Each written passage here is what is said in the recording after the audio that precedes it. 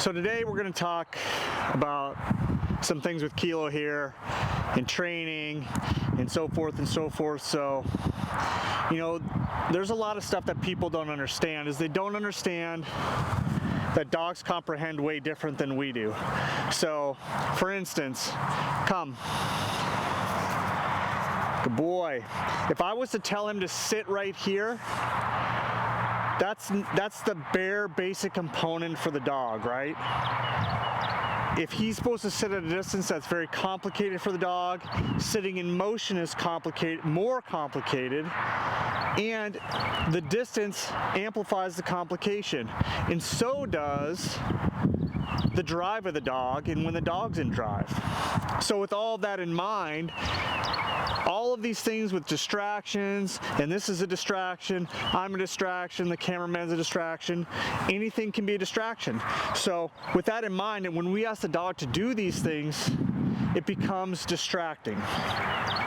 And by that I mean, if I throw this ball, that's distracting to the dog, right? He went and got it. I didn't tell him to hold a position or anything, but the blind is distracting over there. So all these things become distracting. So if I throw this ball, down. Good boy. And he downs at a distance and in motion that is very complicated for the dog to do. And you see the onion he chewed on over there was distracting. So all of these things are a big distractor, and you have to work your dog through that, and that's what makes people so frustrated and upset in obedience. Sit. So he didn't sit there, right? Sit. Sit. Good boy. Good boy. How you reward, where the reward comes from. Did he hear me with the traffic noise? All of these things are things to consider when you're working with your dog. Good boy. How the dog perceives you, you know, in relation to the reward. Does he want to bring the reward back to you? Does he want to interact with you? How is that interacting? Is he happy? Is he sad? Is he upset? Is he confused? Is there stress? Is there not stress? All of those things create big problems for you, your dog, and their training. So when you put all of that into concept, you know, you want your dog to be happy and want to interact with you, right? Out. Good boy. Good. So if I let this toy go here, good boy, is he going to bring it back and want to interact with me, or is he going to choose that ball, or is he just going to sit there and try to chew it up? It's what is the dog's perception of the situation. Good boy. Good boy. Who the good boy? Ah, good boy. Good boy. I want my dog to want to interact with me, have fun with me, all of those things. And once you do that with your dog,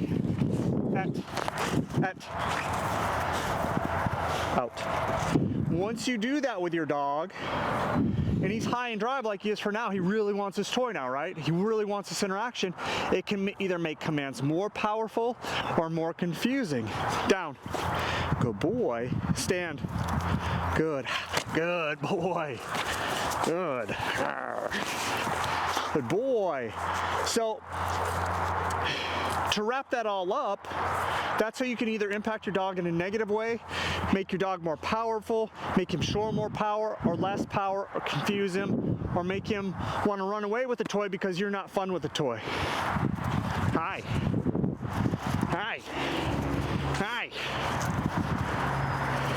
But you see, he's choosing this tug toy, which he's never had before, over that ball because of the interaction I can have with him with said toy, makes him want it more. Good boy. And how I let him win with the toy makes him want to do more. Now, this is not my pet dog, although he is a pet in some regards. He's my working dog. So the way I interacted with him with the jumping and all that stuff is different because I need more out of him and I want power out of him. I don't want him to be a dog that lays around my house. I want him to work with me, for me, and with power. Good. Down. Stand. Sit. Stand. Track it. Good boy. Ooh, good boy. So, you want your dog to understand, you want him to want to work for you, and you want him to work with you for the toy as a combination so you guys can do things in harmony and not fight each other. Thanks for watching. Get your